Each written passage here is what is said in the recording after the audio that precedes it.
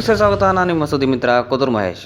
ಮಾಗಡಿ ತಾಲೂಕು ಕುದೂರು ಹೋಬಳಿ ಕೆಂಚಿನಪುರ ಗ್ರಾಮದ ಕುಮಾರ್ ಮತ್ತು ರೇಖಾ ಎಂಬುವರ ರೈತ ಕುಟುಂಬದ ಮಗಳಾದ ಯಶಸ್ವಿನಿ ಅವರು 2020-2021ನೇ ಸಾಲಿನ ದ್ವಿತೀಯ PUC ಪರೀಕ್ಷೆಯಲ್ಲಿ 600ಕ್ಕೆ 600 ಅಂಕವನ್ನು ಗಳಿಸಿ ಕೆಂಚಿನಪುರ ಗ್ರಾಮಕ್ಕೆ ಕೀರ್ತಿಯನ್ನು ತಂದಿದ್ದಾರೆ. ವಿದ್ಯಾರ್ಥಿನಿ ಯಶಸ್ವಿನಿ ಅವರು ಮೂಡುಬಿದ್ರೆಯ ಆಳ್ವಾಸ್ ವಿದ್ಯಾಸಂಸ್ಥೆಯಲ್ಲಿ ದ್ವಿತೀಯ PUCಯನ್ನು ವಿದ್ಯಾಭ್ಯಾಸ ಮಾಡಿದ್ದು, SSLC ವಿದ್ಯಾಭ್ಯಾಸ ಮಾಡುವಾಗ ಈ ಹಿಂದೆ 613 ಅಂಕಗಳನ್ನು ಗಳಿಸಿ ರಾಜ್ಯಕ್ಕೆ 12ನೇ ಸ್ಥಾನ, ರಾಮನಗರ ಜಿಲ್ಲೆಗೆ 3ನೇ ಸ್ಥಾನ ಮತ್ತು ಕುದೂರು ಹೋಬಳಿಗೆ 1ನೇ ಸ್ಥಾನವನ್ನು ಗಳಿಸಿ ಉತ್ತಮ ಸಾಧನೆ ಮಾಡಿದ್ದರು.